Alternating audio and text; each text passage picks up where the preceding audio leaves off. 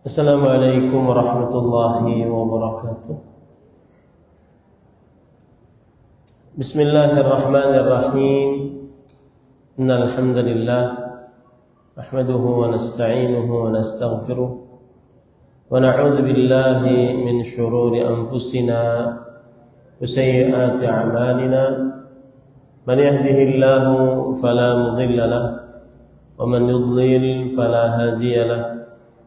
وأشهد أن لا إله إلا الله وحده لا شريك له وأشهد أن محمدا عبده ورسوله يا أيها الذين آمنوا اتقوا الله حق تقاته ولا تموتن إلا وأنتم مسلمون يا أيها الناس اتقوا ربكم الذي خلقكم من نفس واحدة وخلق منها زوجها وبث منهما رجالا كثيرا ونساء واتقوا الله الذي تساءلون به والأرحام إن الله كان عليكم رقيبا يا أيها الذين آمنوا اتقوا الله وقولوا قولا سديدا يصلح لكم أعمالكم ويغفر لكم ذنوبكم ومن يطع الله ورسوله فقد فاز فوزا عظيما أما بعد فإن أصدق الحديث كتاب الله وأحسن الهدي هدي محمد صلى الله عليه وعلى آله وسلم وشر الأمور محدثاتها وكل محدثة بدعة وكل بدعة ضلالة وكل ضلالة في النار. Alhamdulillah, kita bersyukur pada Allah Subhanahu wa taala pada hari ini, hari Sabtu sore 1 Jumadil Akhirah 1447 Hijriah bertepatan dengan 22 November 2025. Kita duduk bersama di Masjid Abu Bakar, Bontang, Kalimantan Timur, dalam sebuah kajian Islam ilmiah, membaca buku yang berjudul Ukhtil Muslimah Man Amaraki Bil Hijab. Wahai saudariku muslimah, siapakah yang menyuruhmu berhijab? Salawat dan salam semoga selalu Allah berikan kepada Nabi kita Muhammad sallallahu alaihi wa ala alihi wasallam, pada keluarga beliau, para sahabat, serta orang-orang yang mengikuti beliau sampai hari kiamat kelak. Dengan nama-nama Allah yang husna dan sifat-sifatnya yang ulia, kita berdoa, Allahumma inna nas'aluka ilman nafi'an wa rizqan tayyiban wa amalan mutaqabbala, Allahumma amin. Akhwatil muslimat, afani Allah wa iyakun, saudari-saudari muslimah yang saya muliakan karena Allah, semoga Allah Subhanahu wa taala selalu memberikan afiat pada kita di dunia dan di akhirat. Tema kajian kita yaitu membaca kitab Ukhtil Muslimah Man Amaraki Bil Hijab. Wahai saudariku muslimah, siapakah yang menyuruhmu untuk berhijab? Yang dimaksud dengan saudari muslimah adalah seorang makhluk ciptaan Allah Subhanahu wa taala yang berjenis kelamin perempuan dan beragama Islam.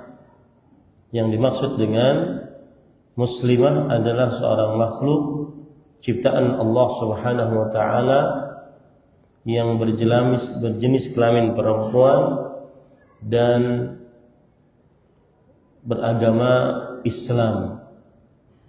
Dan Islam yang dimaksud adalah berserah diri kepada Allah dengan mengesahkan Allah Subhanahu wa taala, kemudian tunduk taat kepada Allah Subhanahu wa taala serta berlepas diri dari kesyirikan dan pelakunya. Itulah yang dimaksud dengan wanita muslimah, wanita yang mengesahkan Allah, wanita yang taat, patuh kepada Allah, dan wanita yang tidak mensyirikkan Allah Subhanahu wa taala. Adapun yang dimaksud dengan hijab, hijab secara bahasa artinya dari kata al-hajb atau al-hijab, al-hajb atau al-hijab, dan artinya adalah al-man'u minal wusul, yaitu larangan dari sampai, larangan dari sampai. Kemudian hijab secara bahasa juga maknanya adalah as-sitr alladhi yahulu baina syai'ain, yaitu sebuah penutup yang memisahkan antara dua sesuatu, sebuah penutup yang memisahkan antara dua sesuatu. Kemudian juga hijab secara bahasa artinya adalah kelambu, karena disebutkan bahwa hijabatu al-Ka'bah, yaitu sadanatuha wa tawalla hifdhaha, yang artinya hijabatul Ka'bah artinya adalah yang menjaga Ka'bah, yang menjaga kelambu Ka'bah, dan yang memelihara Ka'bah tersebut. Siapa mereka? Humul ladzina bi aydihim mafatihuha, yaitu orang-orang yang di tangannya kunci pintu Ka'bah. Artinya yang jelas secara bahasa, hijab yaitu menghalangi sesuatu untuk sampai atau memisahkan sesuatu di antara dua sesuatu, atau kelambu, sebagaimana Allah Subhanahu wa taala berfirman di dalam surat Al-A'raf ayat 46, wa bainahuma hijab, dan di antara keduanya ada hijab, yaitu penghalang. Hijab yang dimaksud di sini penghalang. Penghalang yang dimaksud dalam tafsiran ayat ini adalah sur, yaitu pagar, Kemudian begitu juga dalam surat Asy-Syura ayat 51, wa ma kana li basharin an yukallimahu Allah illa wahyan aw min wara'i hijab, dan tidaklah manusia langsung dibicarai oleh Allah Subhanahu wa taala kecuali melalui wahyu atau dari balik hijab, yaitu maksudnya dari arah yang tidak bisa dilihat, tersembunyi, tertutup, dari arah yang tidak bisa dilihat atau tersembunyi atau tertutup. Ini adalah hijab, arti hijab. Naam. Begitu juga dalam ayat surat Al-Ahzab ayat 53, yaitu wa idza sa'altumuhunna mata'an fas'aluhunna min wara'i hijab, yang artinya jika kalian wahai para sahabat Nabi radhiyallahu anhum minta kepada mereka istri-istri Nabi makanan, maka mintalah dari balik hijab. Hijab yang dimaksud adalah satir yahulu bainakum wa baina ru'yatihinna, yaitu horden, kain penutup yang menghalangi antara kalian wahai para sahabat dengan mereka untuk dilihat. Itu adalah arti hijab secara bahasa. yaitu terlarang untuk sampai penghalang antara dua sesuatu atau juga kelambu yang memisahkan sehingga tidak bisa terlihat. Dan dalil-dalilnya sudah saya sebutkan tadi, baik itu dari surat Al-A'raf ayat 46 atau surat Asy-Syura ayat 51 atau surat Al-Ahzab ayat 53. Ini semua ibu-ibu, saudari-saudari muslimah al-karimat, hafani Allah wa iyyakum, yang saya muliakan. Semoga Allah Subhanahu wa taala selalu memberikan afiat kepada kita di dunia dan akhirat. Ini semua arti hijab secara bahasa. Adapun arti hijab secara istilah syariat adalah disebutkan oleh para ulama, hajbul mar'ah al-muslimah min ghairil qawa'id minan nisa an anzarir rijal ghairil maharimi laha. Perhatikan baik-baik, arti hijab secara istilah syariat adalah terhalangnya wanita muslimah selain yang tua-tua dari pandangan laki yang bukan mahramnya. Terharangnya wanita muslimah yang tua-tua. Siapa yang dimaksud yang tua-tua yang saya terjemahkan dengan begitu, yaitu yang disebutkan dalam surah An-Nur ayat 60. Wal qawa'idu minan nisa allati la yarjuna nikahan. Dan perempuan-perempuan tua yang telah terhenti dari haid dan mengandung, yang tiada lagi ingin menikah. Yang tiada lagi ingin menikah. Nah, inilah yang dimaksud di dalam definisi yang sudah saya sebutkan tadi, yaitu wanita-wanita yang disebut dengan al-qawa'id. Surat An-Nur ayat 60. Al-qawa'id, perempuan-perempuan tua yang telah terhenti dari haid dan mengandung, yang tiada ingin kawin lagi atau nikah lagi. Nah, sekali lagi saya ucapkan, hijab artinya adalah terhalangnya wanita muslimah selain wanita yang tua-tua yang telah terhenti dari haid dan mengandung, yang tiada ingin dikawini lagi dari pandangan laki-laki yang bukan mahramnya. Dari pandangan laki-laki yang bukan mahramnya. Ini ibu-ibu, saudari-saudari muslimah, itulah yang disebut dengan hijab. Berarti hijabnya wanita-wanita muslimah al-karimah, afani Allah wa iyyakum, ibu-ibu, saudari-saudari muslimah yang saya muliakan, bukan hanya sekedar jilbab, bukan hanya sekedar cadar, bukan hanya sekedar khimar, tetapi semua hal yang bisa menutupi wanita muslimah dari pandangan laki-laki yang bukan mahramnya, maka itu adalah hijab. Ya, itu adalah hijab. Contoh misalkan seorang wanita muslimah, dia memakai khimar.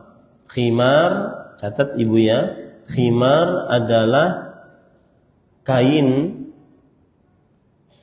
yang menutupi rambut kepala.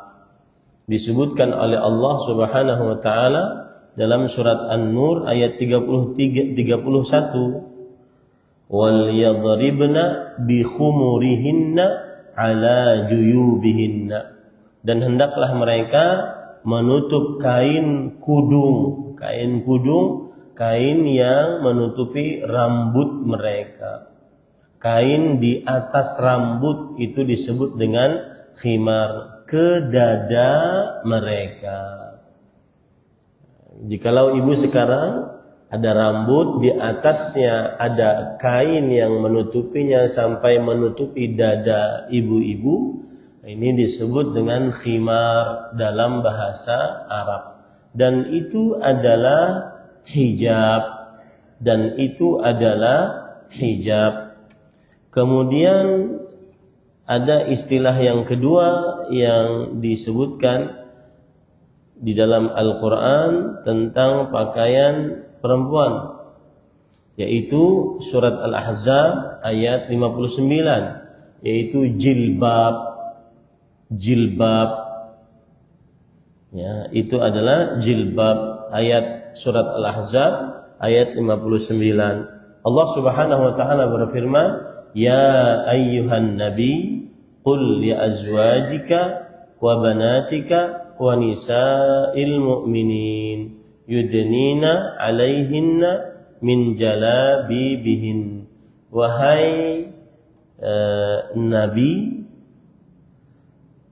katakanlah untuk istri-istrimu, anak-anak perempuanmu, dan wanita-wanita beriman agar mereka mengulurkan jilbab-jilbab mereka. Agar mereka mengulurkan jilbab mereka. Nah, ini berarti ada perbedaan antara khimar dengan jilbab. Ada perbedaan antara khimar dengan jilbab. Ini ibu-ibu, saudari-saudari muslimah yang dimuliakan oleh Allah Subhanahu wa ta'ala. Saya akan berikan contoh, ya, dari contoh-contoh yang ada tentang pakaian wanita muslimah yang manakah yang disebut dengan hijab, khimar, kemudian manakah yang disebut dengan jilbab, ya, manakah yang disebut dengan jilbab. Ini contohnya, sebentar.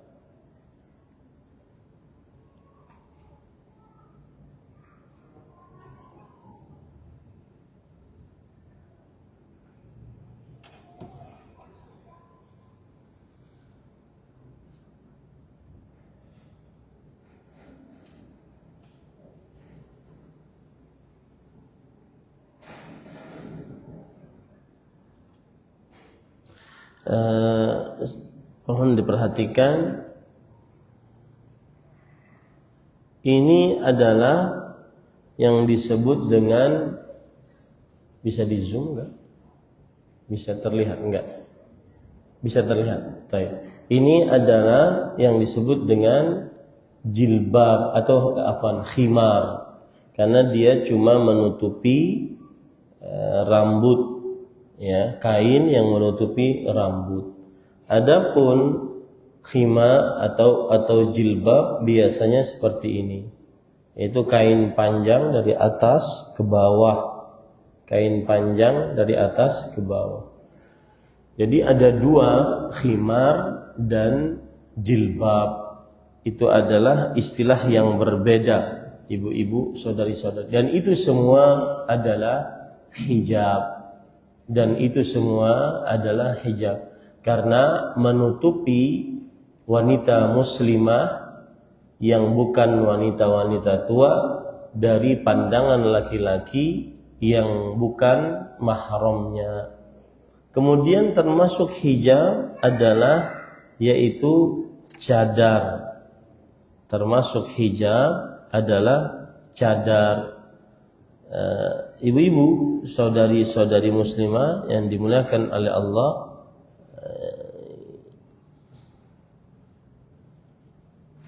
kalau boleh saya ambil ilustrasinya, ini adalah gambar-gambar lama, ya, yang menunjukkan kepada hijab. Ini juga, ini adalah jilbab, Yang seperti ini adalah jilbab panjang dari atas ke bawah. Ya, yudnina alaihinna min jalabibihin. Hendaknya mereka memanjangkan jilbab-jilbab mereka.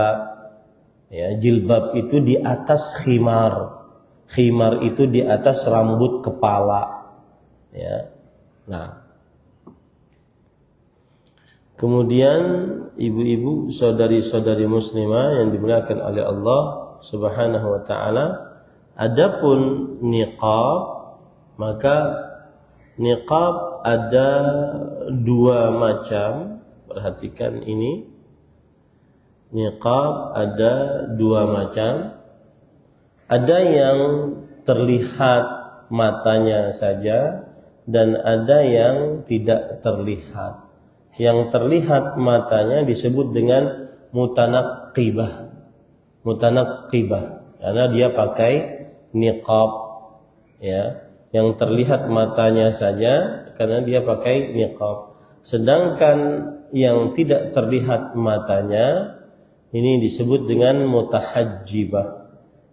Kira-kira seperti ini gambaran yang lengkap dari pakaian wanita muslimah, yaitu dia memakai khimar di atas rambut kepalanya, lalu setelah itu memakai juga jilbab, kemudian setelah itu ditutupi dengan niqab atau cadar. Niqab atau cadar.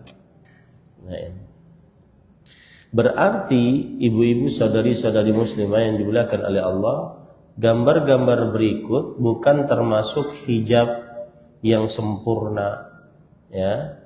Seperti ini, gambar-gambar ini bukan termasuk hijab yang sempurna.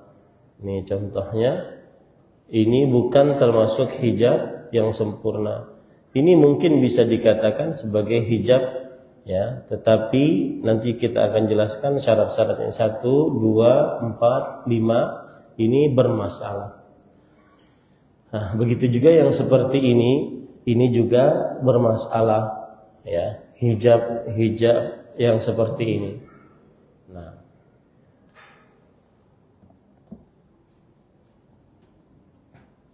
Nah, itu semua adalah hijab.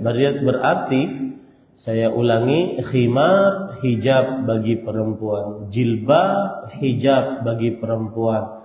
Kemudian cadar atau niqab juga hijab bagi perempuan. Rumah juga hijab bagi perempuan.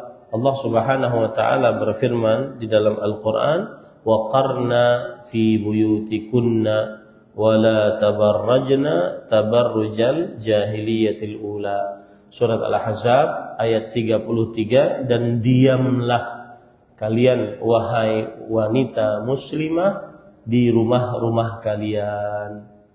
Rumah adalah hijab bagi seorang wanita muslimah. Rumah adalah hijab bagi seorang wanita muslimah. Nah, taib.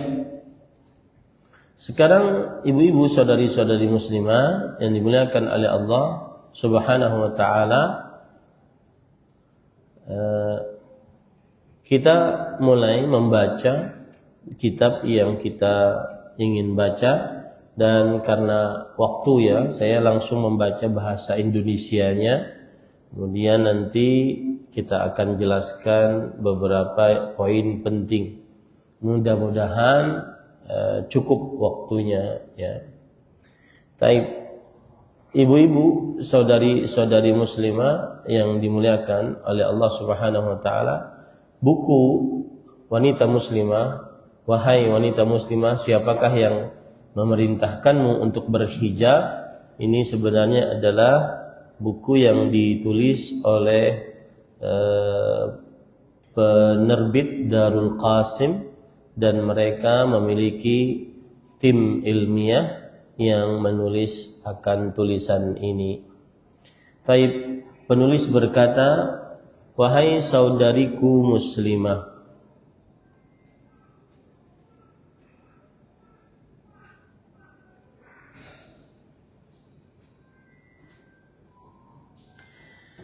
siapakah yang menyuruhmu memakai jilbab?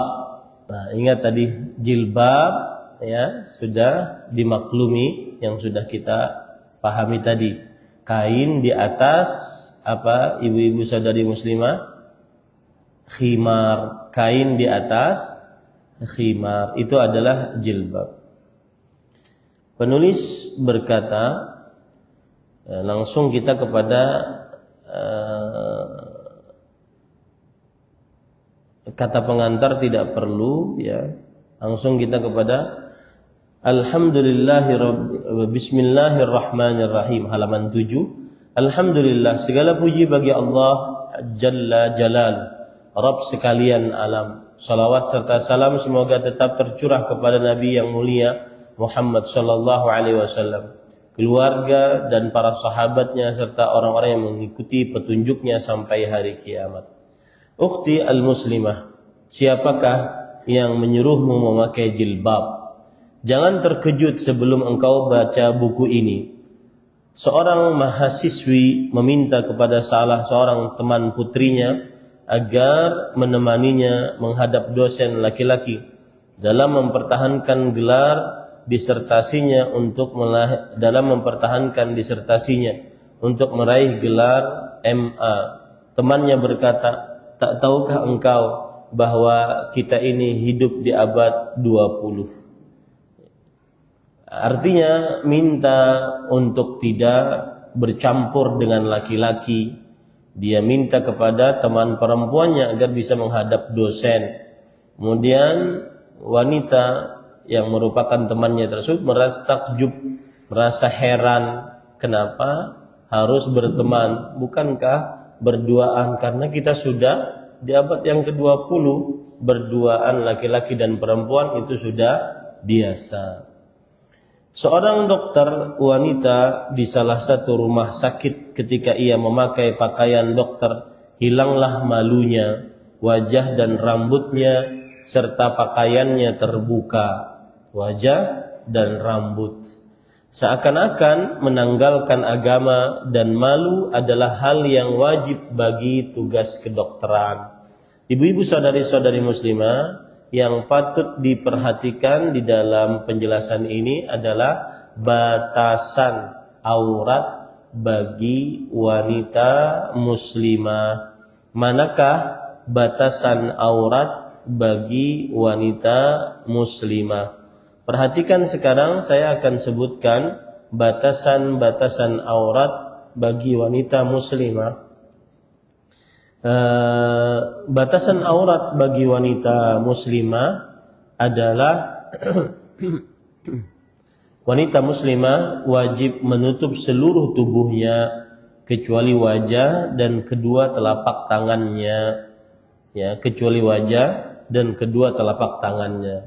Ini adalah batasan aurat bagi wanita muslimah selain seluruh tubuhnya kecuali wajah dan kedua telapak tangannya ketika dia di hadapan laki-laki yang bukan mahramnya.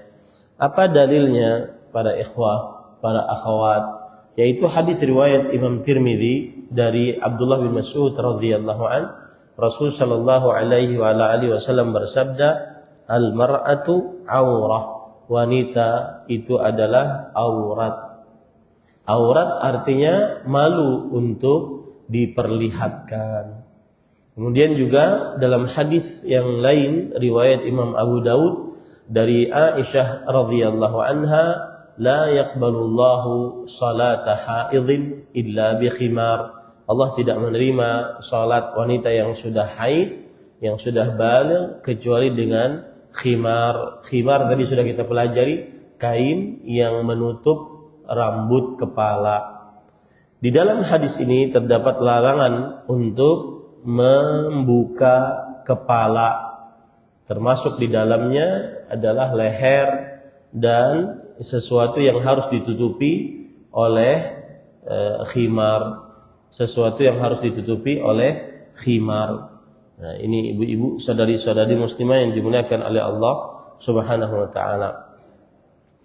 Dan tadi disebutkan seakan-akan menanggalkan agama dan malu adalah hal yang wajib bagi tugas kedokteran. Nah, ini meskipun kita mempunyai tugas yang mulia menjadi dokter, tetapi tetap wajib untuk menutup aurat wanita muslimah di hadapan laki-laki yang bukan mahramnya. Kita tetap wajib menegakkan malu, dan ini adalah salah satu senjata bagi wanita muslimah agar tetap dia bisa melawan ombak tantangan zaman, yaitu tetap mendirikan malu di dalam dirinya. Dan kalau kita bicarakan tentang hijab, maka keutamaan berhijab adalah hijab menunjukkan kepada sifat malunya seorang wanita muslimah. Keutamaan berhijab adalah menunjukkan kepada sifat malunya seorang wanita muslimah. Rasul sallallahu alaihi wasallam bersabda, al-haya'u la ya'ti illa bi khair.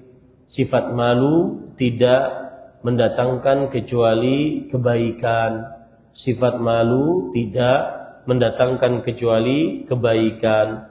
Kemudian juga Rasul sallallahu alaihi wasallam bersabda dalam hadis riwayat Imam Malik dalam kitabnya Al-Muwatta, inna likulli dinin khuluqan wa khuluqul islami al-haya. Sesungguhnya setiap agama mempunyai akhlak yang sangat dominan pada penganutnya.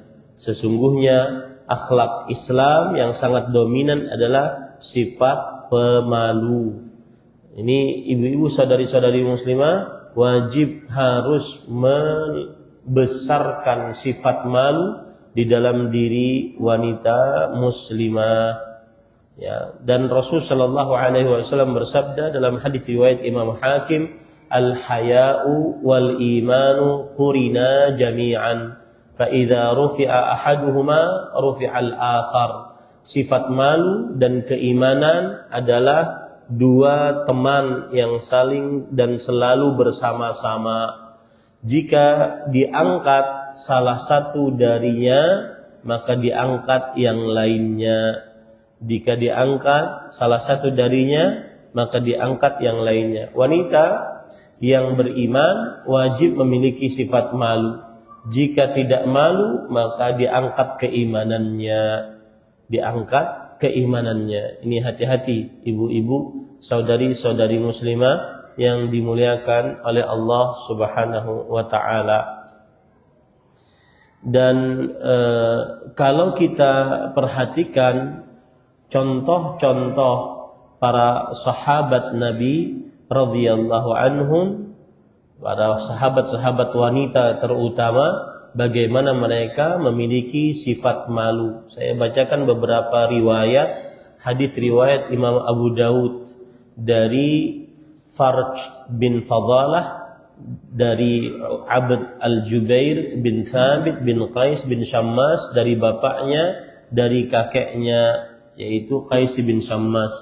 Beliau bercerita, ja'at imra'atun ila Nabi sallallahu alaihi wasallam. Datang suatu ketika seorang perempuan menemui Rasulullah sallallahu alaihi wa ala alihi wasallam. Yuqalu laha Ummu Khallad. Yang datang ini sering dipanggil dengan kunyah Ummu Khallad. Wa hiya mutanaqqibatun tas'alu 'an ibniha wa huwa maqtulun.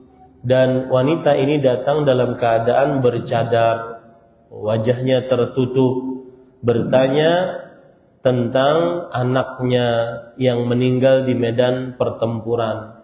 Faqala laha ba'du ashabin Nabi sallallahu alaihi wasallam, ji'ti tas'alina an ibniki wa anti mutanaqqibah. Kemudian para sahabat Nabi radhiyallahu anhum berkata, wahai kamu perempuan, kamu bertanya tentang anakmu yang meninggal di medan pertempuran, sedangkan engkau mutanaqqibah, yaitu wajahmu tertutup. Bagaimana kamu akan bisa tahu? Kemudian wanita ini menjawab, in arza ibni falan arza hayai. Subhanallah. Jika aku mengorbankan anak laki-lakiku untuk berjuang di jalan agama Islam, maka aku tidak akan pernah korbankan rasa maluku. Lihat ibu-ibu, saudari-saudari muslimah, ukuran seorang wanita muslimah berhijab yaitu dimulai dari memakai khimar, kain di atas rambut kepala, lalu ditutupi dengan jilbab, kain di atas khimar, lalu ditutupi dengan niqab, kain yang diikat menutupi wajah. Ini ukurannya adalah menegakkan rasa malu. Dan dari sini terlihat kekeliruan yang sangat besar ketika di media sosial wanita-wanita bercadar kemudian di close up foto videonya, kemudian dibuat begitu indah, kemudian dia memperlihatkan dirinya walaupun bercadar dalam keadaan yang begitu indah. Ini berarti keluar dari hijab yang dimaksud. Karena hijab yang dimaksud adalah menegakkan rasa malu. Menegakkan rasa malu. Semakin tertutup, semakin tertegakkan rasa malu. Kemudian, ini subhanallah, Rasulullah SAW langsung mengomentari, ibnuki lahu ajra syahidain. Wahai ibu, anak laki-lakimu memiliki pahala 2 orang yang mati syahid. Wahai ibu, anak laki-lakimu memiliki pahala 2 orang yang mati syahid. Kemudian perempuan tersebut bertanya, walima dzalika ya Rasulullah? Kenapa bisa demikian wahai Rasulullah? Anakku meninggal tetapi memiliki pahala 2 orang yang mati syahid. Kemudian kata Rasul sallallahu alaihi wasallam, li'annahu qatalahu ahlul kitab, karena dibunuh oleh orang-orang ahlul kitab. Lihat ibu-ibu, saudari-saudari muslimah, ketika sifat malu ada di dalam diri seorang wanita muslimah, maka bukan hanya dia yang mendapatkan pahala besar, tetapi anaknya pun akan berkah. Tegakkanlah sifat malu di dalam diri ibu. Dan ini yang dimaksud tadi oleh penulis, yaitu seakan-akan menanggalkan agama dan rasa malu adalah hal yang wajib bagi tugas kedokteran. Harus begitu. Ketika bertugas sebagai dokter, dia harus menanggalkan hijabnya, terlihat rambutnya. Tidak demikian. Ya, tidak demikian. Ini kisah yang pertama. Kemudian kisah yang kedua adalah hadis riwayat Bukhari dari Ummu Salamah radhiyallahu anha. Beliau bercerita, "Ja'at Ummu Sulaim ila Rasulillah sallallahu alaihi wasallam faqalat." Suatu ketika Ummu Sulaim mendatangi Rasul sallallahu alaihi wasallam dan bertanya, "Ya Rasulullah, innallaha la yastahi minal haqq, fahal 'alal mar'ati min ghaslin idza ihtalamat?" Wahai Rasulullah, sesungguhnya Allah tidak malu dari kebenaran. Apa maksud dari perkataan ini? Sesungguhnya Allah tidak malu dari kebenaran. Artinya pertanyaanku ini sebenarnya sesuatu yang sangat tabu untuk ditanyakan oleh perempuan muslimah. Ini menunjukkan wanita muslimah menegakkan sifat malunya. Pertanyaannya adalah apakah seorang wanita muslimah wajib mandi jika dia bermimpi basah? Maka Rasul sallallahu alaihi wasallam bersabda, "Idza ra'atil ma." Dan Rasul pun juga menegakkan malunya, sifat malunya. Beliau mengatakan, "Iya jika melihat air." Beliau tidak katakan iya jika bermimpi, jika keluar mani, enggak. Beliau katakan jika melihat air, iya. Faghattat Ummu Salamah ta'ni wajhaha. Kemudian Ummu Salamah menutup wajahnya, menunjukkan rasa malu. Ibu-ibu, wanita-wanita muslimah yang ada sekarang dalam kajian ini, tegakkan rasa malu. Dan juga didikkan anak-anak perempuan kita mempunyai rasa malu. tidak mudah berjalan di hadapan laki-laki yang bukan mahramnya, tidak mudah berjalan. Jujur saja tadi siang agak susah saya berjalan karena harus berjalan di hadapan perempuan wanita muslim. Nah, semestinya ketika ada seorang lelaki maka tidak layak dan tidak pantas seorang wanita muslimah terlihat oleh laki-laki. Dan ini memang agak asing di hadapan wanita-wanita muslimah di zaman sekarang. Jangan sampai bahkan kelebatmu saja, bayanganmu saja terlihat di hadapan para laki-laki yang bukan mahramnya. Kemudian para ikhwan yang dirahmati oleh Allah Subhanahu wa taala, seorang Ummu Salamah bertanya lagi, "Ya Rasulullah, wa tahtalimul mar'ah?" Wahai Rasulullah, apakah perempuan juga bermimpi? Kata Rasulullah SAW, "Na'am, taribat yaminu, fa fima yushbihuha waladuha." Iya, semoga engkau selalu diberkahi oleh Allah. Kalau seandainya dia tidak bermimpi keluar air mani, lalu bagaimana dia akan sama anaknya dengan dirinya?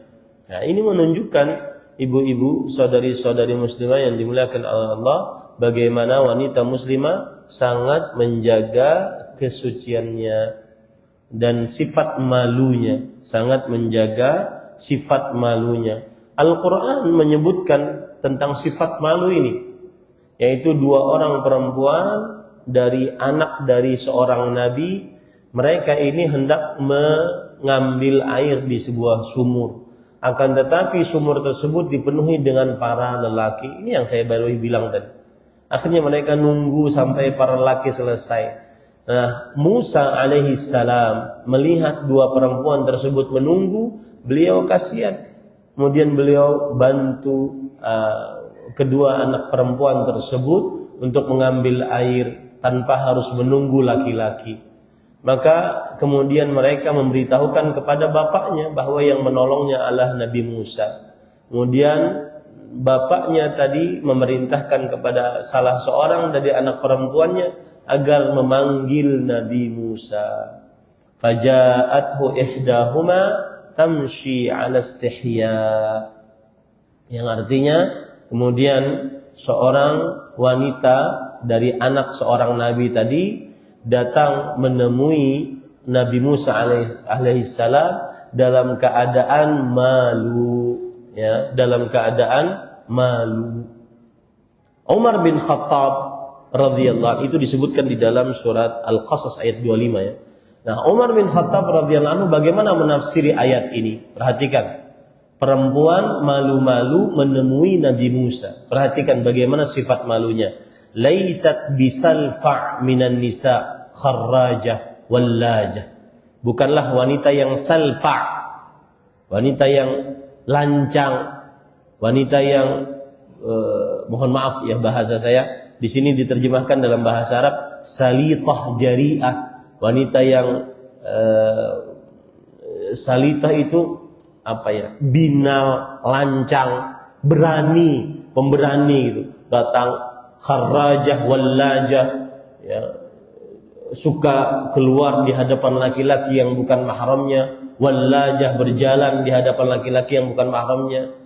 Jadi tanpa malu-malu ibu-ibu berjalan di hadapan antara laki-laki dan antara laki-laki. Ya, ini harus ditegakkan sifat malunya sebenarnya. Saya masih memaklumi mungkin karena belum fahamnya. Walakin ja'at mustatirah. Akan tetapi perempuan tersebut datang dalam keadaan tertutup. Qad wada'at kumma dir'aha ala wajha istihya'an. Subhanallah, perhatikan. Ia sudah meletakkan kumma dir'aha. Kum itu ini. Ini adalah kum, yaitu kain lengan perempuan, dan dia letakkan di atas wajahnya karena malu. Ini ibu-ibu, saudari-saudari muslimah, semakin tertutup, semakin tidak terlihat, semakin berhijab, semakin mulia wanita muslimah. Disebutkan oleh Imam Ibnu Abi Hatim dengan sanadnya sampai kepada Umar bin Khattab radhiyallahu anhu bahwa beliau berkata, ja'at tamshi 'ala istihya, wanita tersebut datang berjalan dengan keadaan malu, qailatan bi thawbiha 'ala wajhiha, dia menutup kainnya di atas wajahnya, laisat bisalfa' minan nisa, jangan jadi wanita salfa' ibu ya, yang salitah jariah, lancang, berani, binal ya. Wallajah kharrajah, wallajah suka berjalan di hadapan laki-laki yang bukan mahramnya, suka keluar dari rumahnya agar terlihat di hadapan laki-laki yang bukan mahramnya. Nah, ini ibu-ibu, itulah sifat malu di tengah para sahabat Nabi radhiyallahu anhu. Begitu juga dalam hadis riwayat Imam Hakim, Aisyah radhiyallahu anha bercerita. Ini cerita yang ketiga, Bu. Kuntu adkhulul bait.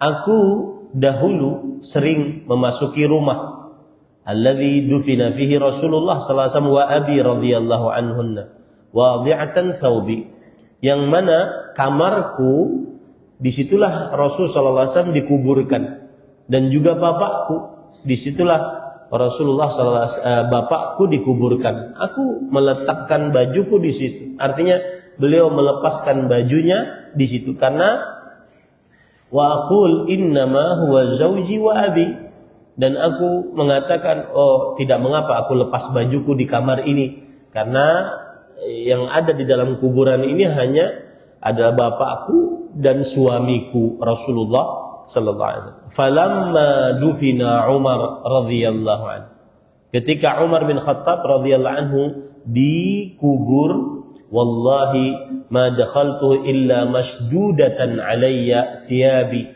hayaan min Umar radhiyallahu anhu. Demi Allah, aku tidak masuk ke dalam kamarku tersebut kecuali aku sangat tertutup pakaianku karena malu dari Umar bin Khattab radhiyallahu anhu. Malu terhadap orang yang sudah meninggal, bagaimana malunya terhadap orang yang masih hidup. Nah, ini pelajaran bagi ibu-ibu, saudari-saudari muslimah. Kalau seandainya ada laki-laki yang berjalan, lebih baik kita minggir. Jangan sampai terlihat dari belakang, pinggulmu, pantatmu, tata cara jalanmu. Mahal. Jadilah seorang wanita yang muslimah yang mahal. Pemalu, mahal. Bukan salfa. Bukan wanita-wanita yang salfa, salitah, jariah, berani, kemudian petantang petenteng, enggak. Ini ibu-ibu, saudari-saudari muslimah yang dimuliakan oleh Allah Subhanahu wa taala. Kisah yang keempat, hadis riwayat Bukhari dengan sanadnya sampai kepada Fatimah radhiyallahu anha, anna Rasulullah sallallahu alaihi wasallam ja'aha wa Aliyan radhiyallahu anhu wa qad akhadha madaji'ahuma. Yang artinya Fatimah bercerita bahwa suatu saat Rasulullah SAW menemui Fatimah dan suaminya Ali bin Abi Thalib, yang kedua-duanya sudah ingin tidur. Kemudian di dalam riwayat Ali bin A'bad, fajalasa 'inda ra'siha fa adkhalat ra'saha fil lifa' hayaan min abiha. Kemudian Rasulullah SAW duduk di kepala Fatimah, di sisi kepala Fatimah. Kemudian Fatimah memasukkan kepalanya ke dalam selimutnya, malu dari bapaknya. Subhanallah. Malu dari bapaknya. Ini ibu-ibu, saudari-saudari muslimah, begitulah khairun nisa, wanita-wanita terbaik yang pernah ada di atas muka bumi ini.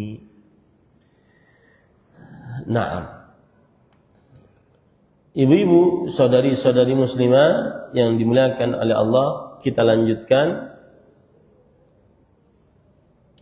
Dan kalau kita, nanti saya akan bacakan lagi kisah-kisah para sahabiyat, sahabat-sahabat wanita yang seharusnya menjadi role model wanita-wanita muslimah di zaman sekarang, maka dia akan dapati bagaimana kurangnya dia di zaman sekarang menjaga rasa ketertutupan, rasa malu di hadapan laki-laki yang bukan mahramnya.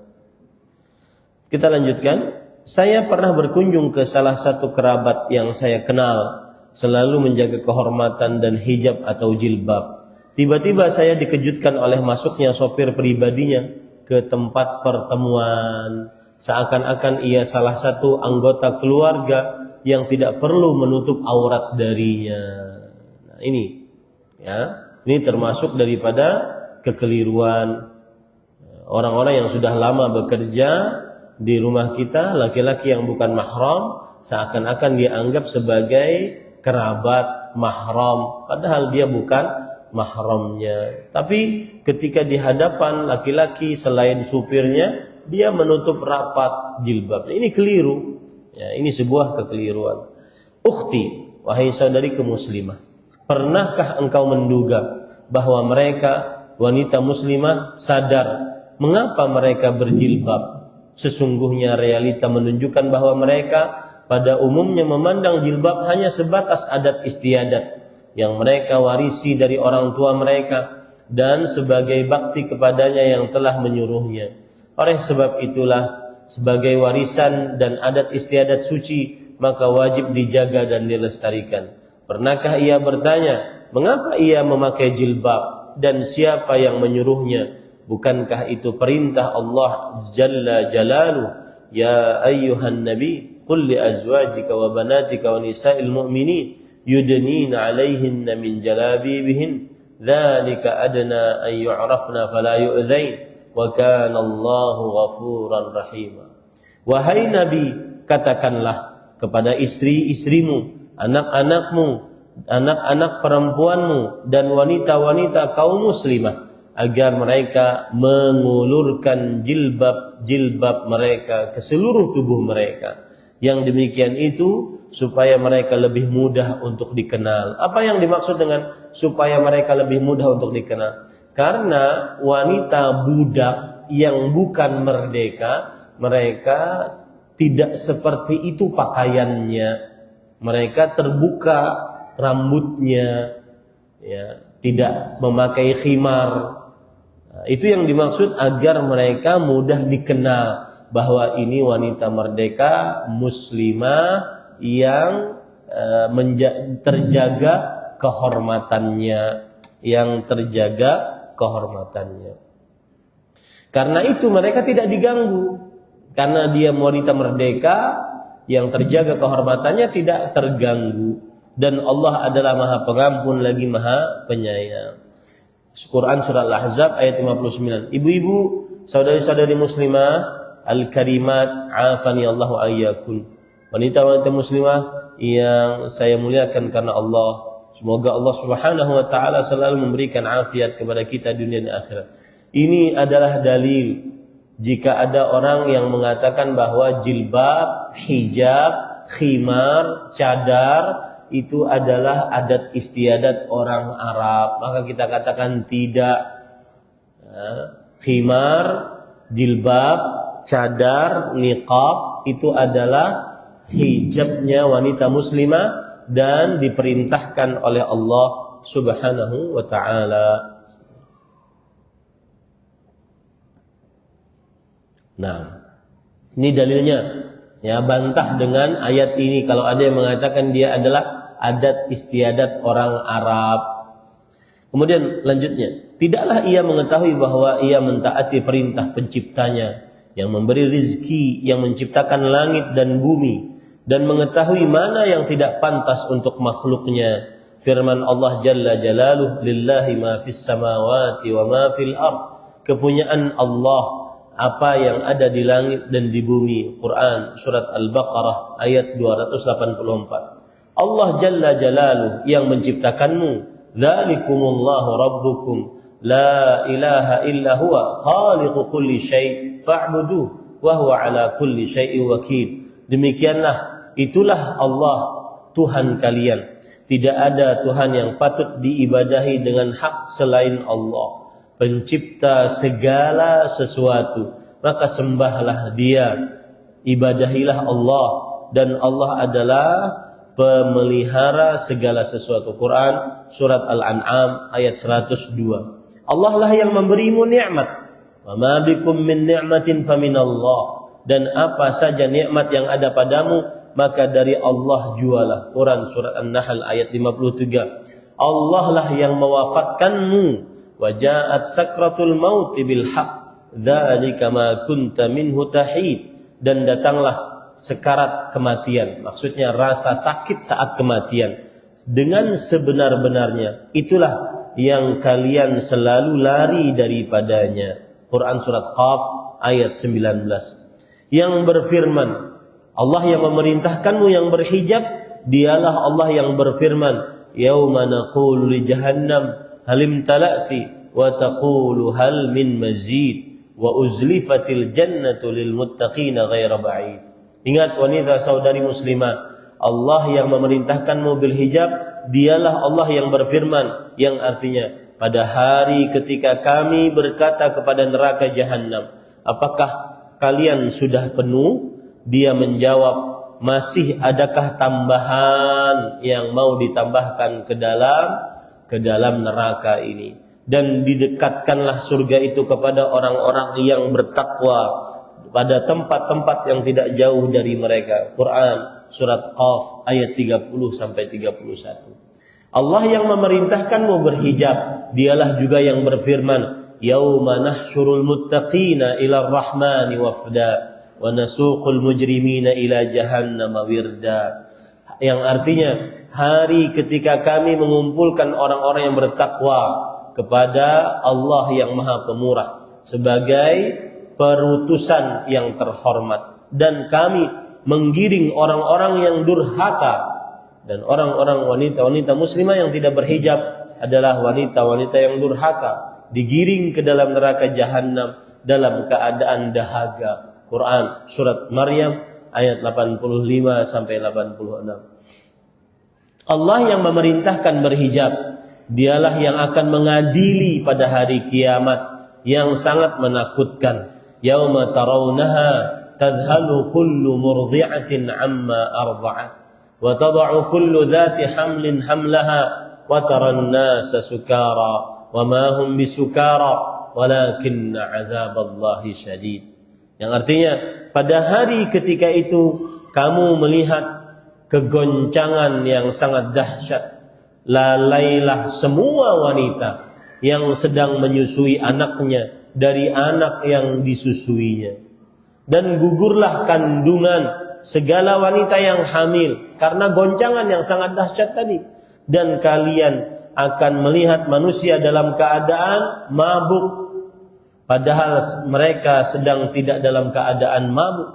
Akan tetapi pada hari itu siksa Allah sangatlah keras. Quran surah Al-Hajj ayat 2. Ibu-ibu saudari-saudari muslimah, apa yang dimaksud dengan semua penyebutan ini? Saya ringkas ya Bu ya, bahwa Allah yang memerintahkan kita untuk berpakai khimar, kain penutup rambut kepala, jilbab, kain di atas rambut kepala, kain di atas khimar, kemudian memakai cadar.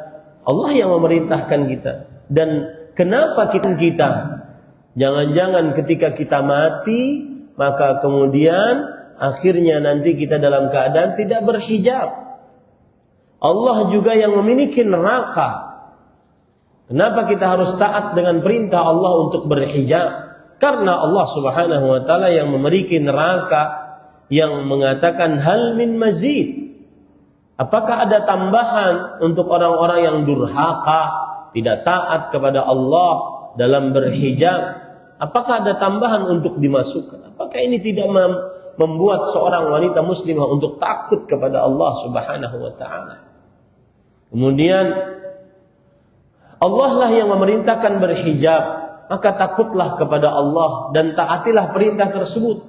Karena Allah akan menggiring orang-orang yang durhaka ke dalam neraka jahanam dalam keadaan penuh dengan haus, dalam keadaan penuh dengan rasa haus. Ibu-ibu saudari-saudari muslimah yang dimuliakan oleh Allah, kenapa kita harus taat kepada perintah Allah berhijab? Karena nanti di akhir zaman Allah akan menegakkan hari kiamat, yang mana goncangannya sangat dahsyat, yang semestinya kita harus takut akan goncangan tersebut. Dan yang hanya selamat adalah orang-orang yang taat kepada Allah Subhanahu wa ta'ala.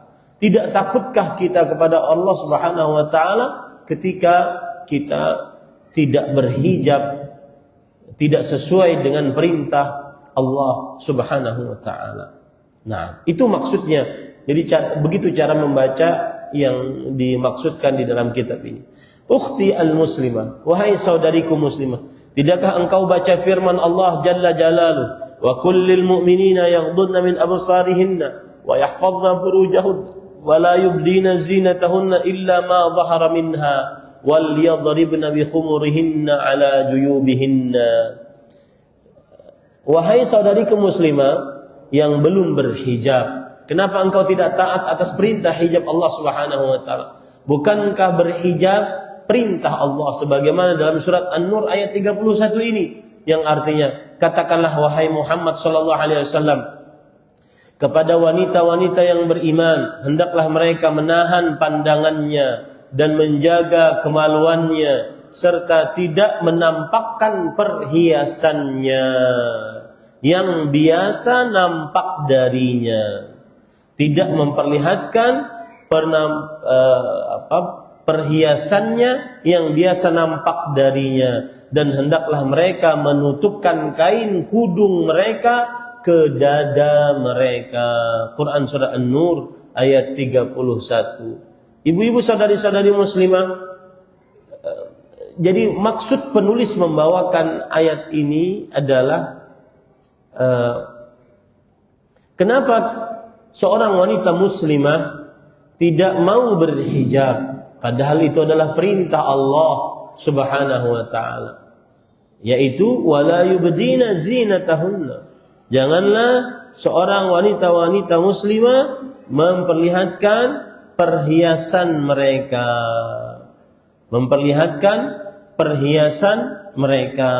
kecuali yang biasa nampak darinya. Nah, kita akan bahas apa yang dimaksud dengan kecuali yang biasa nampak darinya. Perhatikan ibu-ibu baik-baik.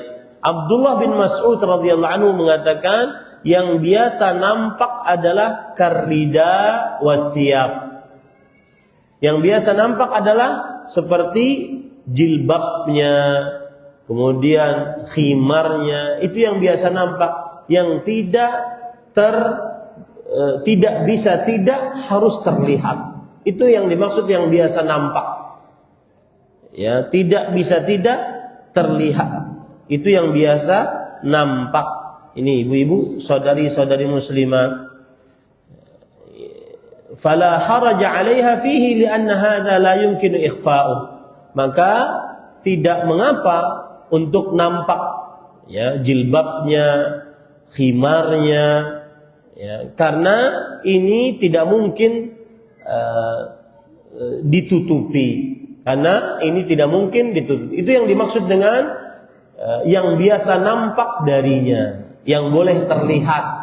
Menurut Abdullah bin Mas'ud, sahabat Rasulullah SAW adalah pakaiannya, pakaian wanita muslimah tersebut, entah itu jubahnya, kemudian jilbabnya, ataupun khimarnya, itu yang biasa nampak. Itu tafsiran yang pertama. Sedangkan tafsiran yang kedua, nah di sini nanti terjadi khilaf ibu. Dari Abdullah bin Abbas radhiyallahu anhuma, yang disebut dengan yang biasa nampak dari wanita adalah wajhaha wa kaffaiha wal khatam, yaitu wajahnya dan kedua telapak tangannya dan cincinnya. Nah, ini menunjukkan bahwa yang biasa nampak darinya, berarti menurut pendapat Abdullah bin Mas'ud bahwa wajah tidak terlihat, bukan sesuatu yang biasa nampak terlihat. Ya, berarti juga harus ditutupi. Ini menurut pendapat Abdullah bin Mas'ud. Menurut pendapat Abdullah bin Abbas, wajah dan kedua telapak tangan dan bahkan cincin termasuk yang biasa nampak darinya, berarti boleh untuk tidak ditutupi. Dari sinilah akhirnya terjadi khilaf di antara para ulama apakah wajah bercadar itu wajib hukumnya atau tidak. Yang mengambil pendapat Abdullah bin Mas'ud, maka dia mengatakan wajib bercadar. Karena yang dimaksud dengan yang biasa nampak adalah pakaiannya, nggak bisa disembunyikan pakaiannya.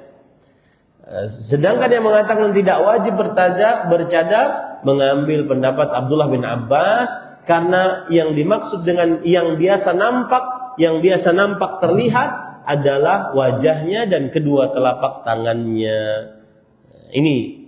Tetapi itu pun kalau ada wanita muslimah mengambil pendapat Abdullah bin Abbas, maka wajahnya yang nampak tidak boleh ada hiasannya, ada make up-nya, ataupun alisnya dicoret-coret.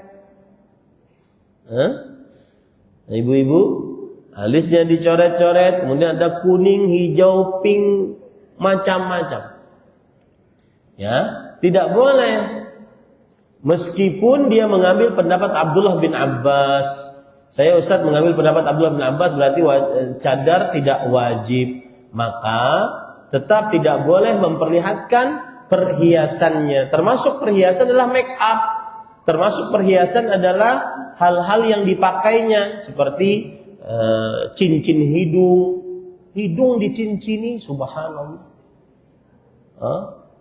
Nanti ada lagi cincin kelopak mata. Ya, subhanallah. Kemudian pakai make up, itu diharamkan wanita muslimah untuk memperlihatkannya, karena itu termasuk tabarruj, memperlihatkan keindahan, kecantikan di hadapan laki-laki yang bukan mahramnya. Nah, ini ibu-ibu, saudari-saudari muslimah, yang dimaksud pada ayat tadi yaitu dan tidaklah wanita muslimah menampakkan perhiasannya kecuali yang biasa nampak darinya. Yang biasa nampak darinya ada dua tafsiran tadi. Tetapi ibu, walaupun ada wanita muslimah yang memakai pendapat Abdullah bin Abbas, akhirnya dia tidak bercadar, maka saya tetap menasihatkan yang cantik-cantik bercadarlah. Kasihani mata-mata lelaki. Ustadz, yang gak cantik bagaimana? Enggak ada yang gak cantik, semuanya cantik. Cuma kecantikan itu bertingkat-tingkat. Ada yang cantiknya ijma', sepakat laki-laki, wah ini cantik, nggak ada obat ini.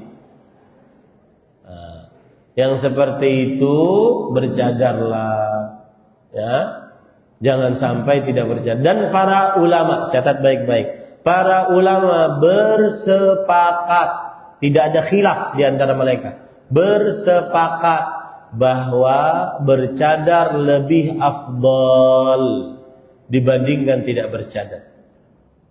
Tidak ada khilaf ini di antara para ulama, bercadar lebih afdal. Ya, kemudian juga para ulama bersepakat bercadar pakaian istri-istri Nabi, anak-anak perempuan Nabi, dan wanita-wanita beriman di zaman Rasulullah sallallahu alaihi wasallam. Ya, bercadar adalah pakaian istri-istri Nabi dan wanita-wanita beriman di zaman Rasulullah sallallahu alaihi wasallam. Nah, itu ya Bu ya. Taib. Yaitu tidak menampakkan sedikit pun perhiasannya. Ingat Bu, tidak menampakkan sedikit pun perhiasannya. Ada sebagian wanita muslimah bercadar, tetapi dahinya terlihat dan dahinya glowing. Kemudian alisnya dicoret-coret. Ini namanya menampakkan perhiasannya meskipun wajahnya bercadar. Ya, ada tuh yang wanita muslimah memakai jilbab, dia pakai khimar, kain di atas rambut, kemudian memakai niqab, bercadar, cuma dahinya glowing. Kemudian alisnya dicoret-coret, itu tetap saja namanya yubdina zinatahunna, yaitu wanita-wanita muslimah memperlihatkan perhiasannya. Perhiasan ada dua, Bu. Yang pertama adalah kecantikannya. Yang kedua adalah apa yang dipakainya. Kecantikannya berarti dari tubuhnya. Jadi memang wajahnya itu cantik. Ya. Matanya indah, hidungnya mancung, ya, kulitnya putih atau putih tuha. Paham pian putih tuha? Ada seorang lelaki menazar seorang perempuan. Lalu kata si keluarga laki-laki tersebut, "Oh, gimana? Sudah ninazar perempuannya?" "Sudah." "Gimana warna kulitnya?" "Putih, cuma tuha." Itu namanya hitam pekat. Tetapi tidak terlalu mengapa, ya. Itu istilah sebagian orang di daerah, sebagian orang. Ya, kecantikan tidak dilihat dari warna kulit. La fadla ala arabiyyin wala ala ajamin wala ahmara ala aswad wala aswad ala ahmar wala abyad. Tidak ada kemuliaan di atas orang Arab di atas orang Ajam, tidak ada kemuliaan orang berkulit putih di atas orang berkulit merah, orang berkulit merah di atas orang berkulit hitam, tidak ada. Ya, ini ibu saudari-saudari muslimah. Nah, jadi ingat baik-baik, ini poin penting. Bercadar tapi terlihat matanya lentik, nggak boleh, Ibu. Kenapa? Karena mata yang lentik itu membuat gunung es keimanan lelakian leleh. Pahamlah pian. Leleh beuntungai. Ya, ini ibu-ibu saudari-saudari muslimah yang dimuliakan oleh Allah. Kepada orang-orang asing bukan mahram, kecuali sesuatu yang tidak mungkin disembunyikan, berupa pakaian yang tidak mencolok. Nah ini, perhatikan. Pakaian pun juga demikian. Pokoknya kalau sudah keluar rumah, di hadapan laki-laki yang bukan mahramnya, meskipun berjilbab lebar, panjang, berjubah panjang, lebar, jangan yang mencolok, jangan yang dia adalah terlihat indah jika dipakai oleh perempuan tersebut di hadapan laki-laki yang bukan mahramnya. Cukup saja berdandan di hadapan suamimu. Adapun di hadapan laki-laki yang bukan mahramnya, jangan memakai pakaian yang indah. Ya. Ini saya pernah kejadian ini masalahnya. Suatu saat saya di Mekah masuk mobil, kemudian rupanya di belakang saya ada wanita mantan artis laki-laki, artisah perempuan, mantan artisah. Kemudian langsung bilang, saya sudah dalam mobil begini. Kemudian langsung si perempuan tuh nyelonong kepalanya masuk. Ini yang saya katakan tadi, malu, ya, malu. Jaga sifat malu. Kemudian dia bertanya, bagus bertanya tentang agama. "Ustaz, mohon maaf saya nanya sebentar, Ustaz." Bercadar, cuma cadarnya penuh dengan Swarovski. Saya, "Bu, mohon maaf Ibu keluar dulu, silahkan tanya dari luar." Nah, ini namanya wala yubdina zinatahunna. Perempuan jangan memperlihatkan perhiasannya. Perhiasan ada dua, tubuhnya dan apa yang dipakainya. Ini ibu-ibu, saudari-saudari muslimah yang dimuliakan oleh Allah. Dan hendaklah menjulurkan penutup kepalanya jilbab sampai ke dadanya sehingga tertutup. Jadi ukuran paling minimal adalah dada. Ustaz, lalu kenapa kita sampai harus menutupi pinggulnya? Karena itu lebih tertutup. Lebih tertutup, lebih afdal bagi wanita muslimah. Imam Bukhari rahimahullah meriwayatkan dari Aisyah radhiyallahu anha, ia berkata, yarhamullahu nisa al-muhajirat al-awwal lamma anzalallahu, semoga Allah merahmati wanita-wanita pertama yang berhijrah, yaitu kaum muhajirat. Yang pertama, yaitu ketika Allah menurunkan ayat wal yadribna bi khumurihinna ala juyubihinna, yang artinya hendaklah mereka menutup kain kudung mereka ke dada-dada mereka. Mereka langsung merobek kain mereka untuk menjadikan horden mereka untuk menjadikan jilbab mereka.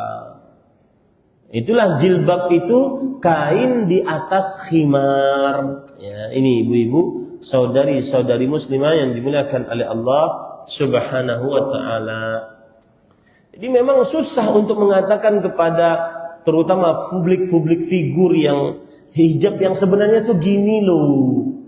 Susah. Mereka tetap mengatakan dirinya berhijrah, tetapi tetap muncul di vlog-vlog mereka dalam keadaan makai lipstik, kemudian terlihat cantik. Katanya berhijrah, enggak, itu belum berhijrah sempurna.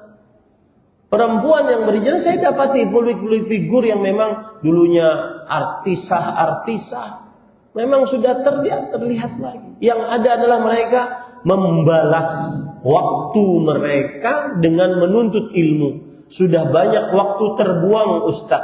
Pada mereka mengatakan, sudah banyak waktu terbuang Ustaz saya menjadi artisah advertising, menampakkan aurat.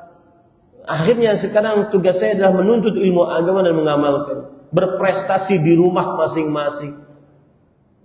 Itu yang benar-benar menjadi tidak nampak sama sekali yang di publik figur di media sosial. Kenapa saya berbicara publik figur? Karena publik figur ini banyak pengikutnya, banyak yang mencontohnya.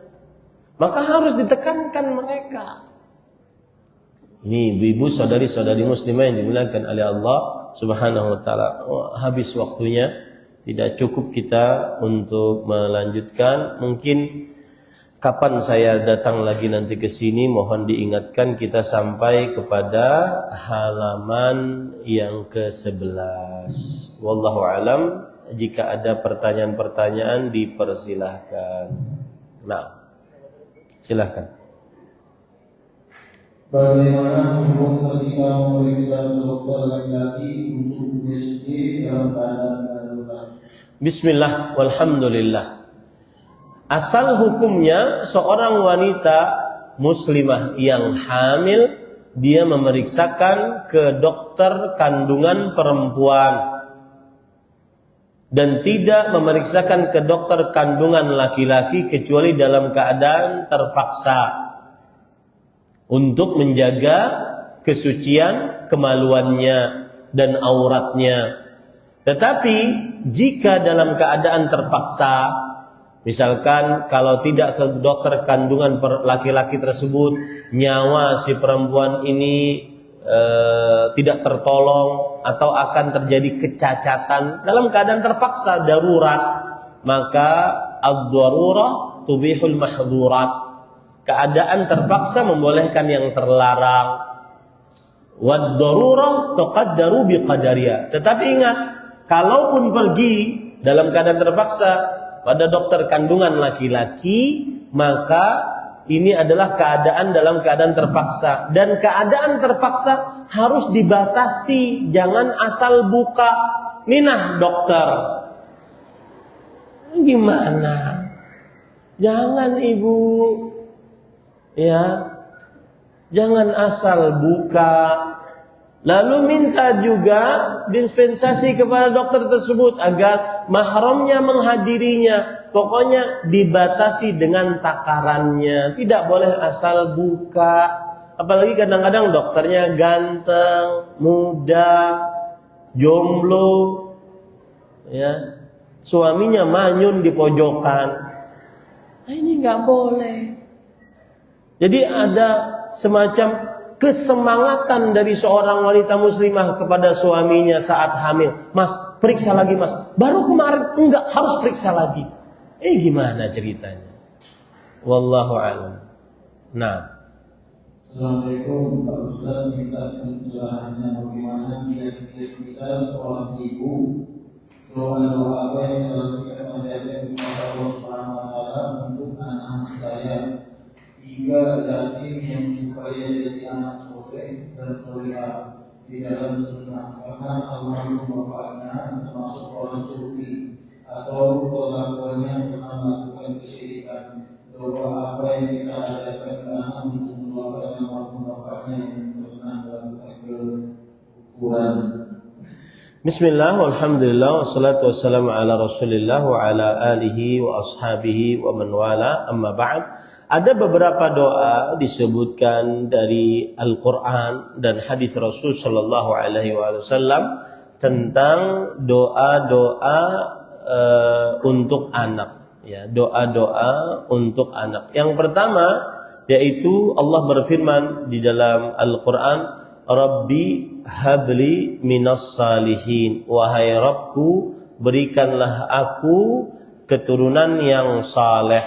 Ini surat As-Saffat ayat 100. Kemudian juga Allah Subhanahu wa taala juga berfirman dalam surat Ali Imran ayat 38, Rabbi habli min ladunka dzurriyyatan thayyibah. Wahai Rabbku, berikanlah untukku dari sisimu keturunan yang baik, keturunan yang baik. Kemudian juga dalam surat Al-Furqan Allah Subhanahu wa taala berfirman, Rabbana hab lana min azwajina wa dzurriyyatina qurrata a'yun waj'alna lil muttaqina imama. Ini disebutkan oleh Allah Subhanahu wa taala di dalam surat Al-Furqan, yaitu pada ayat ke-74. Wahai Rabbku, berikanlah kami dari istri-istri kami dan anak keturunan kami sesuatu yang membuat tenang hati kami, dan jadikanlah kami imam untuk orang-orang yang bertakwa. Surat Al-Furqan ayat 74. Ini doa-doa untuk anak. Begitu juga hadis-hadis Rasul. Di antara hadis Rasul sallallahu alaihi wasallam yaitu doa untuk anak adalah doa Rasulullah SAW untuk Anas bin Malik radhiyallahu anhu, yaitu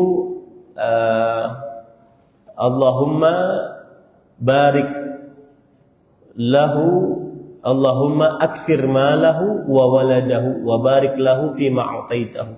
Ya Allah, perbanyaklah rezeki dan anaknya, anak ini, dan berkahilah di dalam apa saja yang engkau berikan kepadanya. Kemudian juga doa Rasulullah SAW untuk Abdullah bin Abbas saat masih muda, yaitu Allahumma faqihhu fid din wa 'allimhu ta'wil. Ya Allah, ajarkanlah dia ilmu agama dan ajarkanlah dia, pahamkanlah dia agama dan ajarkanlah dia ilmu tafsir Al-Quran. Ini semua bisa dibaca. Kemudian juga diantaranya adalah mendoakan seperti doa Nabi Ibrahim, Allahumma inni u'idzukuma bi kalimatillahi tamma min kulli syaitanin wahama wa min kulli ainin lama. Ya Allah, aku melindungkan kepadamu dua anak ini dengan kalimat-kalimatmu yang sempurna dari mata-mata yang buruk dan syaitan-syaitan yang mengganggu. Nah, itu. Adapun ibu-ibu saudari-saudari muslimah, kalau tadi dikatakan bapaknya begini dan begini, maka wa allaisa lil insani illa ma sa'a. Seseorang tidak akan mendapatkan kecuali apa yang dia usahakan. Maka tidak ada hubungannya antara bapaknya dengan anaknya. Kalau bapaknya melakukan kesyirikan, maka bapaknya yang menanggungnya. Anaknya asalkan kita berdoa kepada Allah, mendidik dan mengajari yang benar sesuai Al-Quran dan Sunnah, maka niscaya insya Allah Allah akan memberikan petunjuk kepada anak tersebut. Wallahu a'lam.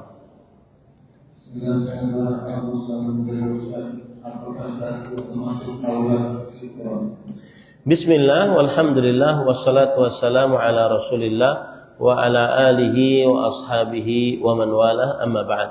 Dagu perempuan, ibu-ibu saudari-saudari muslimah yang dimuliakan oleh Allah subhanahu wa ta'ala, dagu apabila dia bagian dari wajah yang depan, maka menurut pendapat yang mengatakan cadar tidak wajib, maka dia bukan dari aurat. Maka dia bukan dari aurat. Akan tetapi dagu yang di bawah dari di bawah dagu, bagian bawah dagu, maka ini adalah aurat. Maka ini adalah aurat. Disebutkan di dalam kitab Al-Mawsu'ah Al-Fiqhiyah, ensiklopedia fikih dari negeri Kuwait, ittafaqal fuqaha ala anna dzaqana minal wajh fayajibu ghusluhu fil wudu.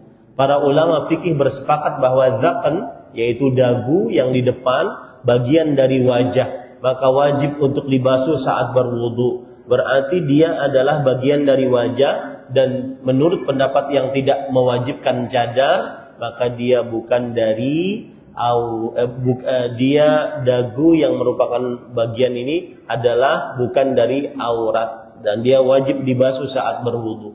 Tetapi yang aurat yang wajib ditutup adalah bagian bawah dagu. Wallahu a'lam. Nah. Assalamualaikum warahmatullahi wabarakatuh.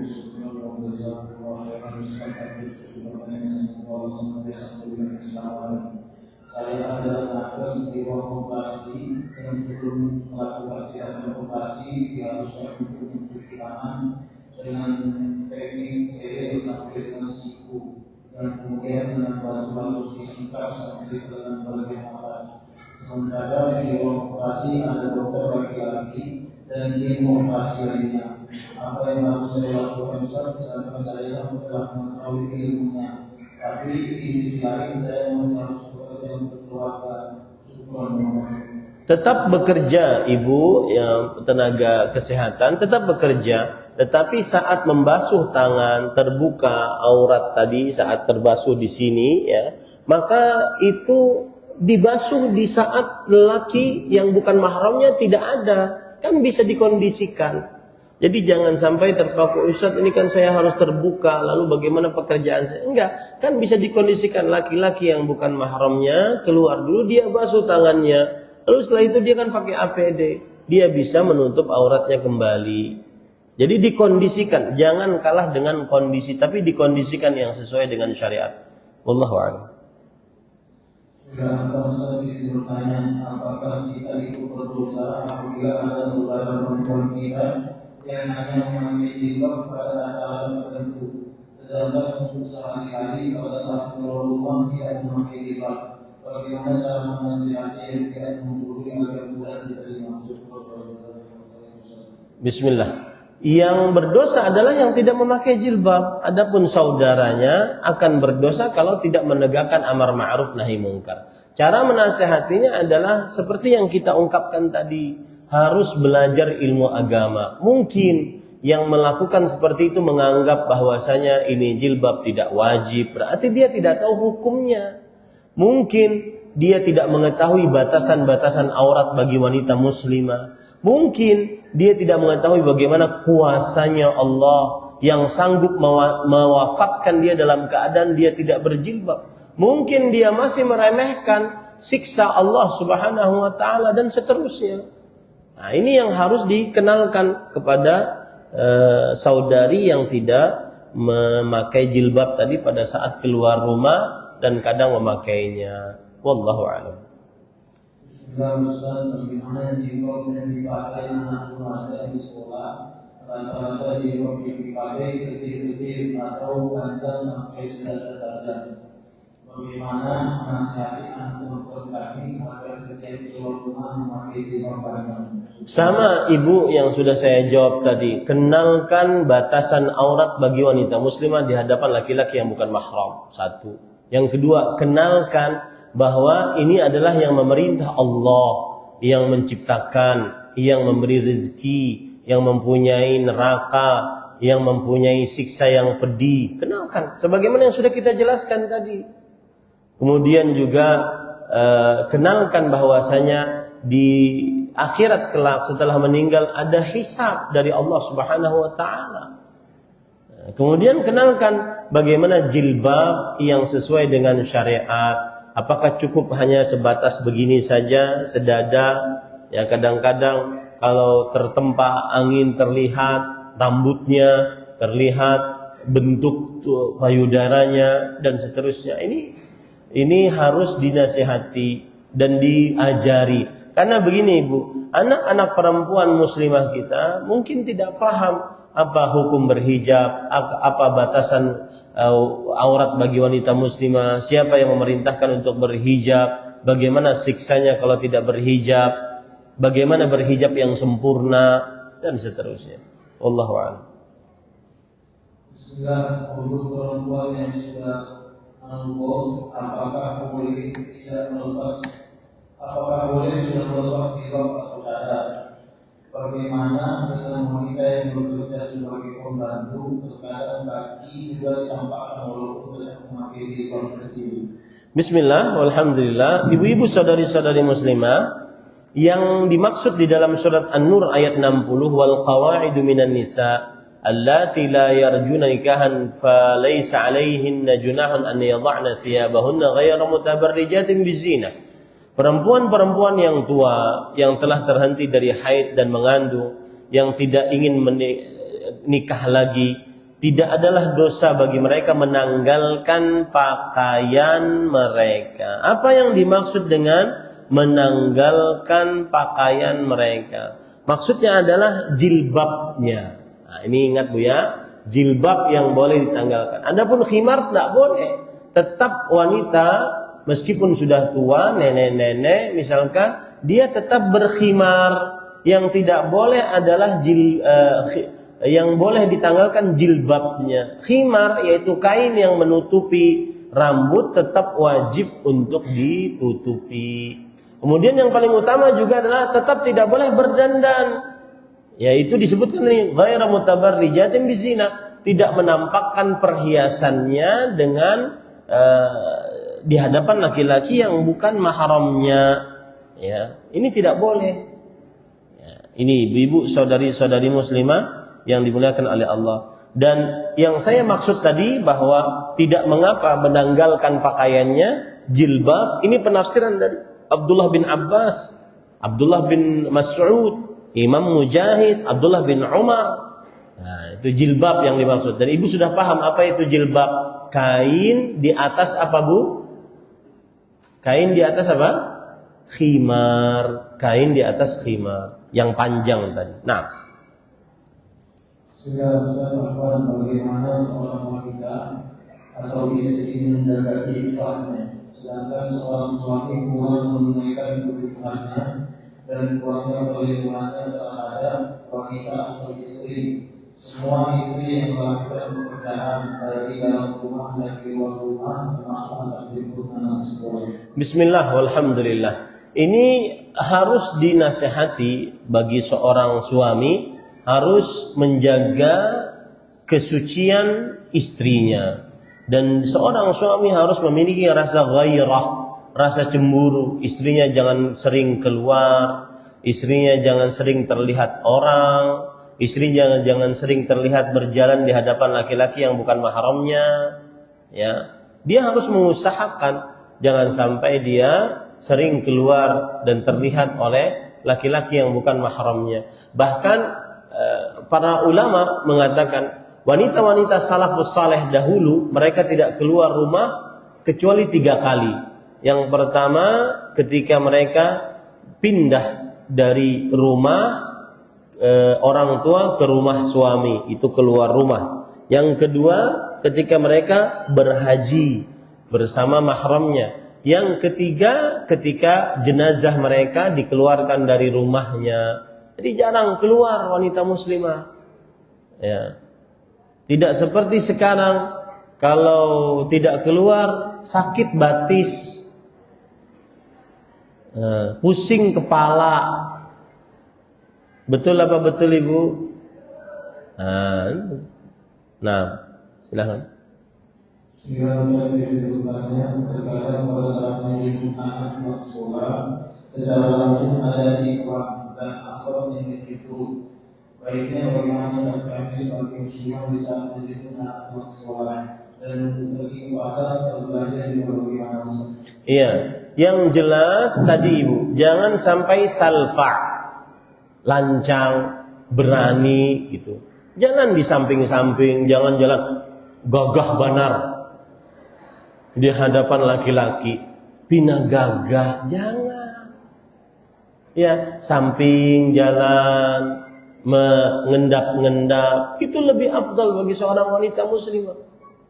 Rasulullah SAW pernah bersabda, ya ma'syaran nisa, laisa lakunna an tahquqna at-tariq, alaikunna bihafati at-tariq. Wahai para perempuan, tidak pantas bagi kalian untuk menguasai jalan. Hendaknya kalian di samping-samping jalan. Semenjak sabda Rasulullah SAW tersebut, maka akhirnya wanita muslimah menempel di dinding-dinding kota Madinah. Dan kadang-kadang jilbab ataupun kain pakaian mereka terkait dengan dinding-dinding kota Madinah tersebut. Nah, ini ya harus dijaga. Wallahu a'lam. Nah, Setelah sebelum Ustaz, apakah wajib saya mematuhi suami saya jika ketika orang tua perempuan ibu kandung saya atau saudara perempuan saya sedang berkunjung ke rumah saya diperintahkan untuk tetap memakai khimar dan memakai khimar bagi seorang wanita muslimah, atau begini jawabannya, aurat wanita muslimah di hadapan wanita muslimah lainnya adalah boleh menampakkan sesuatu yang nampak, ya, seperti rambutnya, lengannya, kakinya. Tapi kalau seandainya suami kita lebih ingin tertutup meskipun di hadapan ibu mertua, di hadapan ibu kandung, di hadapan mahram-mahram, maka taatilah suami. Niscaya itu suami yang ingin menjaga iffah, kesucian wanita muslimah. Cukup kiranya. Ya, ini yang bisa disampaikan ibu-ibu, saudari-saudari muslimah. InsyaAllah kalau ada pertanyaan yang tersisa bisa ditanyakan pada pertemuan yang akan datang. Masih ada beberapa sesi pertemuan kita, yaitu di maghrib atau subuh atau besok insyaallah ta'ala. Ini yang bisa disampaikan. Semoga ibu-ibu wanita muslimah senantiasa terjaga kesuciannya. Ingat sekali lagi, jangan menjadi wanita yang salfa, terlalu gagah di hadapan laki-laki. Ya, jangan selalu lancang berani di hadapan laki-laki yang bukan mahramnya. Wallahu a'lam. Sallallahu nabiyana Muhammad walhamdulillahirabbil alamin. Subhanakallah bihamdik asyhadu an la ilaha illa anta astaghfiruka wa atubu ilaik. Wassalamualaikum warahmatullahi wabarakatuh.